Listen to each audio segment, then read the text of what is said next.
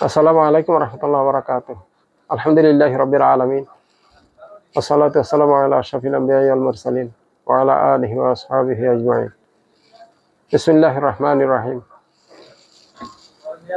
আলোচনা হইল এই আমাদের দেশের পরিস্থিতি নিয়ে। যে সমস্ত ভাইয়েরা এখনো এই অনৈতিক কাজ করার জন্য, চক্রান্ত করার জন্য, দুর্নীতি করার জন্য গাপটি মেরে আছেন, এদের জন্য আর দলগুলোর জন্য বলতে চাইতেছি যে আপনাদের অজান্তেই আপনাদের দলের ভিতরে গাপটি মেরে আছে অনেক বড় বড় দুষ্ট, যা আপনাদেরকে শেষ করার জন্য, আপনাদের দলকে ক্ষতিগ্রস্ত করার জন্য, তার স্বার্থ উদ্ধার করার জন্য উতরেতে আছে এবং কইরেই যাচ্ছে। যারাই ক্ষমতায় যাবেন,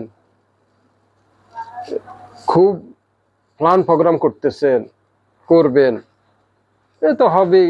5 বছর পরই তো কেউ না কেউ, তখন একজনই চেষ্টা করবেন যে বারবারই তো সেই স্বৈরাচার। আর যেই আসবেন, আপনি লক্ষ্যই রাখবেন যে আমার টার্গেট হলো 5 বছর, এর বেশি না। তো যদি 5 বছর হয়, তো 5 বছরে দেখবেন আপনার ভিতরে কত অসাধু ব্যক্তি সামিল আছে। আর এই সমস্ত মির্জাফরেরা এত বেশি শক্তিধর যা সরকার পরাস্ত হয়ে যায়। কেন? এদের রন্ধ্রে রন্ধ্রে মিথ্যা আর অপবিত্র কাজকর্ম, দুর্নীতিপূর্ণ কাজকর্ম। এই জন্য এরা যেখানেই আছে সেখানেই বসে শুধু একটাই পায়, তারা কিভাবে দুর্নীতি করবে, কিভাবে বিভিন্ন দেশে বাড়ি করবে, টাকা পাঠাবে, পাচার করবে, ইত্যাদি ইত্যাদি ইত্যাদি।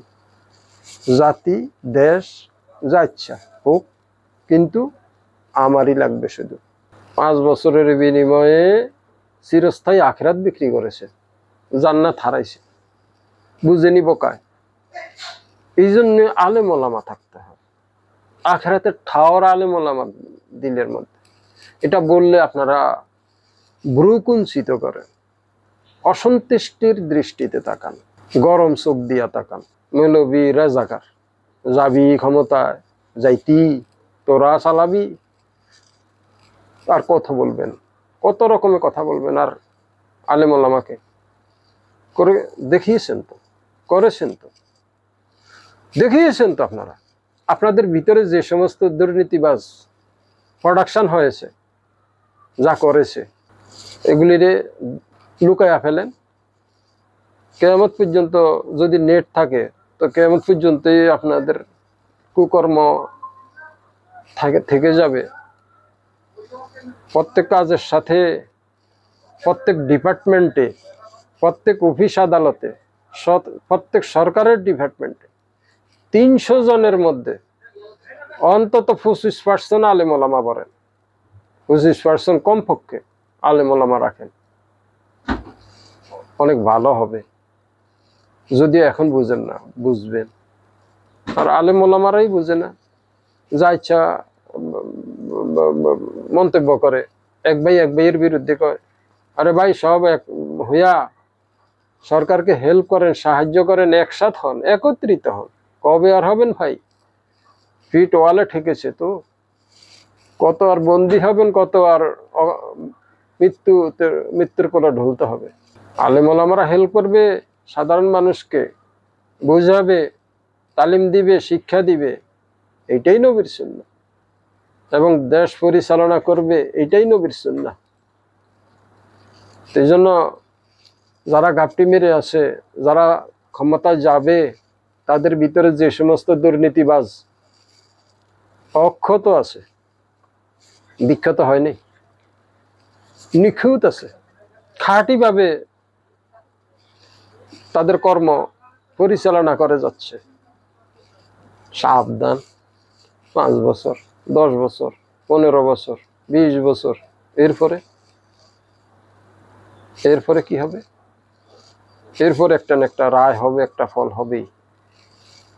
আর এই জন্য আমি বলতে চাই, যে দলে যাবেন, আপনি নজর দেন আপনার পায়ের দিকে, নিচের দিকে, দেখেন আপনার অধীনে যারা আছে এরা কারা, এদের পরিমাণ কত ভালো, কত পরিমাণ এরা ভালো।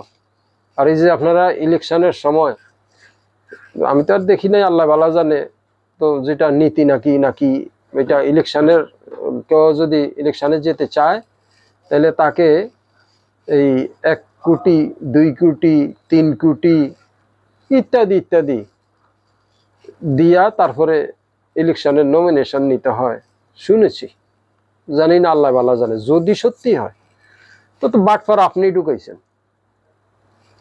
যেগুলো দুর্নীতিবাজ, ওদের টাকার অভাব নেই, যারা নীতিবান এরা অভাবী, ভালো মানুষগুলো অভাবী থাকে বেশি।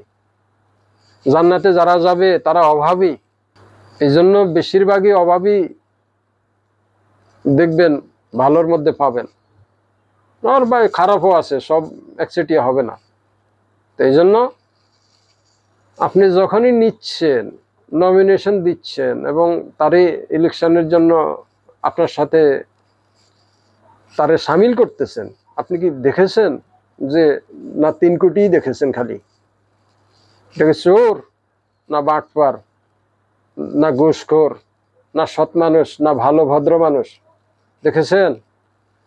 তো এই তো 300 লুটতরাজ শুরু করবে, 300 লুটলে আপনি একজন সরকারে কি করবেন? এই জন্য দুর্নীতিবাজরা বেশি শক্তিশালী, সরকারও পারে না। আল্লাহ ফালাফি কইরা কি হবে? রাষ্ট্র চালানোর জন্য, দেশ চালানোর জন্য আমাদের ভাগ্য আর কি। এই যেই আসে সেই এই ঘটনা ঘটায়, যেই আসে সেই ঘটনা ঘটায়, যেই আসে সেই এই ঘটনা ঘটায়। আমাদের ভাগ্য ভাই।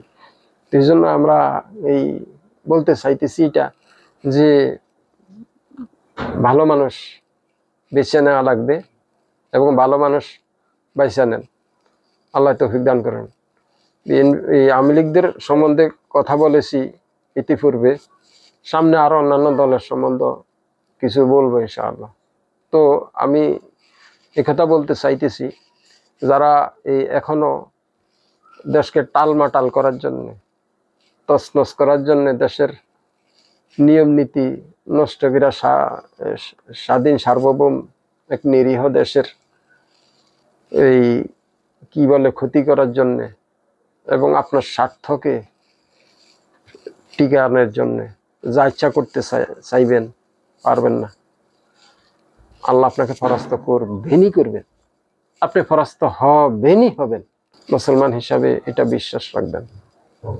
আর যদি অমুসলিম হন, আমার কোনো আপত্তি নেই, আপনার কি করবেন এটা আল্লাহ ভালো জানে। আল্লাহ আপনার জন্য যথেষ্ট, আমাদের জন্য যথেষ্ট ইনশাআল্লাহ। তো এই জন্য এই বিশ্ব তিনি বানিয়েছেন, তিনি পরিচালনা করবেন।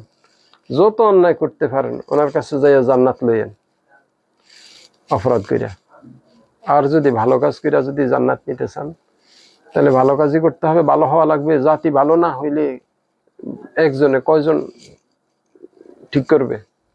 এই জন্য আমরা সব পুরা জাতি এবং যারা আমাদের নীতি নির্ধারক নেতা, আল্লাহ তাদের নীতি পরিপূর্ণ করে দেখ, দেশের জন্য খাটতে পারে নিঃস্বার্থভাবে। আল্লাহ এরকম মানুষগুলো এদেশের ক্ষমতা সামিল করে দেখা। আমিন। আসসালামু আলাইকুম রহমতুল্লাহ বারাকাতুহু।